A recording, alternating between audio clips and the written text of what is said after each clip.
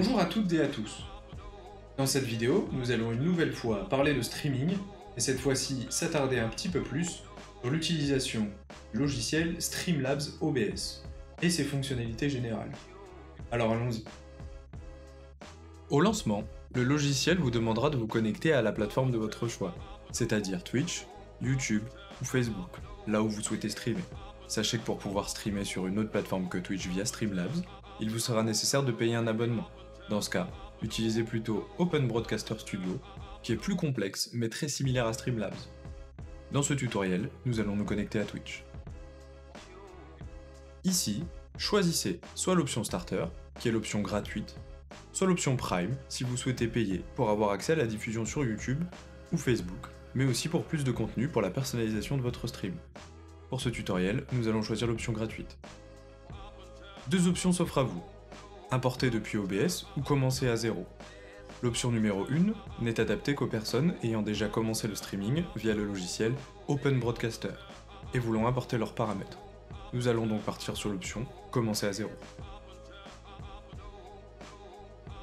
Sur cet écran, en premier, sélectionnez la caméra que vous voulez utiliser lors de votre diffusion. Et en dessous, le micro qui servira à capturer votre voix. Vous devriez voir apparaître à l'écran le retour de votre caméra, c'est-à-dire vous, et l'indicateur sonore bouger dans le vert, le orange et peut-être même le rouge si votre voix est correctement repérée. Ensuite, il vous permet de choisir un affichage personnalisé pour votre stream, c'est-à-dire un univers visuel qui vous est propre. Choisissez celui qui vous convient le mieux et continuez.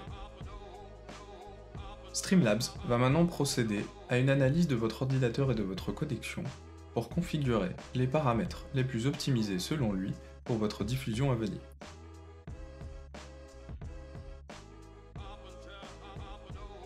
Une fois l'optimisation effectuée, vous arrivez sur la page principale du logiciel, celle qui vous permettra de gérer en direct tout ce qui sera affiché lors de votre stream. Mais avant de lancer son premier stream, il faut donc faire un tour général des fonctionnalités de cette page. En tout premier, vous avez évidemment l'aperçu de votre stream. Ce que vous voyez ici sera ce que vos spectateurs verront lorsque votre diffusion sera lancée. En dessous, vous trouverez le mini-feed, qui affiche les notifications des nouveaux followers, des nouveaux abonnés, des nouvelles donations, qui vous permet d'avoir un suivi en direct. Vous avez la collection de scènes, qui vous permettra de passer d'une scène à une autre, ce qui se reflète dans l'aperçu juste au-dessus. Vous avez les sources, qui sont tous les éléments qui composent votre scène, votre webcam, la fenêtre de capture du jeu, vos alertes ou encore le texte que vous affichez à l'écran. Et comme vous pouvez le voir, bien d'autres encore. Vous avez sur la droite la table de mixage qui représente toutes les sources audio provenant de votre ordinateur. Par exemple, votre micro, le son de votre ordinateur, le son de vos alertes. Tout en haut à gauche, vous trouverez le bouton pour afficher la page actuelle, nommée Éditeur, dans le cas où vous seriez perdu, sur les boutons des options payantes de Streamlabs ci-dessous, que je vous laisserai vous-même visiter si vous le souhaitez.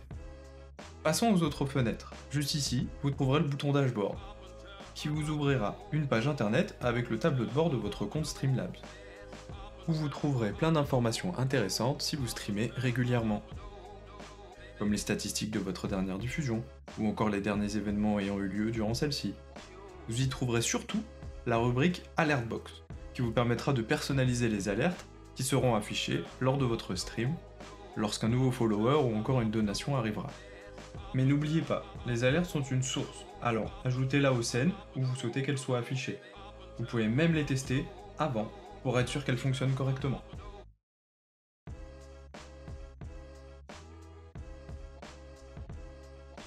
Vous trouverez en dessous du bouton Dashboard le bouton CloudBot, qui vous permettra de configurer un bot qui s'occupera automatiquement de la modération de votre chat et d'autres fonctionnalités que je vous laisserai le temps de découvrir par vous-même. Le bouton suivant est le bouton Disposition de l'éditeur, qui vous permettra de sélectionner l'affichage que vous désirez pour la page éditeur. Selon vos préférences, vous pourrez ajouter, déplacer ou supprimer un élément comme vous le désirez.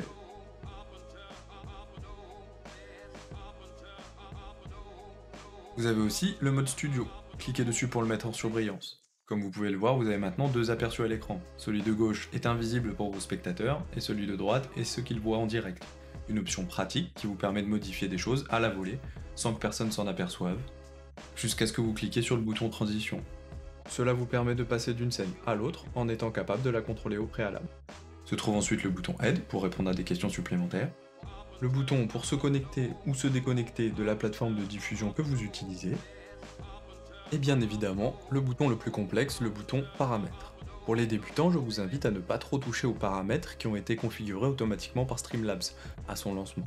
Les seules options que je vous invite à contrôler sont, dans l'onglet Général, rubrique Sortie, vérifiez que les options Show Confirmation Dialog when starting streams et Show Confirmation Dialog when stopping streams soient bien cochées, ce qui vous évitera de lancer un stream sans le vouloir et de ne pas le couper de la même manière. Dans la rubrique Alignement des sources, laissez toutes les options cochées, pour des raisons pratiques. Cela vous permettra d'émonter automatiquement les sources, que vous les déplaciez soit alignées avec d'autres sources, ou pour les aligner avec les bords de l'écran. Ne touchez pas à la partie stream, vous devriez normalement être déjà connecté à votre compte pour diffuser automatiquement sur votre chaîne. Dans l'onglet Sortie, vérifiez juste que le chemin d'enregistrement est là où vous le désirez, c'est-à-dire que tout ce que vous enregistrez depuis Streamlabs en vidéo ira là où vous le souhaitez. Il n'est généralement pas nécessaire de toucher à la partie audio. En ce qui concerne la partie vidéo, vous y trouverez les informations liées à votre affichage vidéo. En premier, la résolution de base utilisée, c'est-à-dire celle de référence à votre écran et non celle qui est envoyée à vos spectateurs. Et en second, la résolution qui est utilisée pour la diffusion. Ici, 1280 par 720, ce qui nous donne une résolution en 720p. Comme dit précédemment, je vous invite, si vous êtes débutant, à ne pas trop toucher à ces options. La seule option à laquelle vous pourrez peut-être toucher, c'est changer le nombre d'images par seconde qui est envoyé lors de votre stream. Ici, 60 images par seconde. Passez peut-être à 30 images par seconde, ce qui utilisera moins de performance sur votre ordinateur et moins de bande passante. Le dernier onglet, utile qu'on soit débutant ou non, est l'onglet Touches de raccourcis. Il vous permettra d'entrer des raccourcis clavier ou souris pour vous éviter de devoir revenir sur le logiciel à chaque fois que vous souhaitez effectuer une opération, ce qui peut être très pratique si vous passez d'une scène à une autre en pleine partie. Maintenant que vous avez fait le point sur les fonctions principales pour streamer correctement, voici une dernière. Vous voyez la petite flèche à droite ici? Et bien si vous cliquez dessus, celle-ci affichera le chat de votre chaîne. Pratique pour ne pas avoir d'autres fenêtres ouvertes que Streamlabs et votre jeu.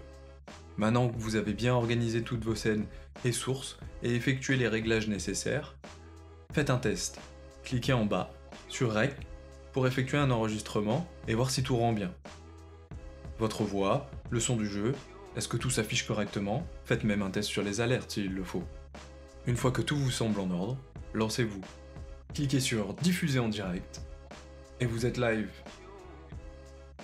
En espérant que ce tutoriel vous ait été utile et qu'il a répondu à certaines de vos questions ou de vos interrogations, moi je vous dis à très bientôt pour de nouvelles vidéos et merci d'avoir regardé.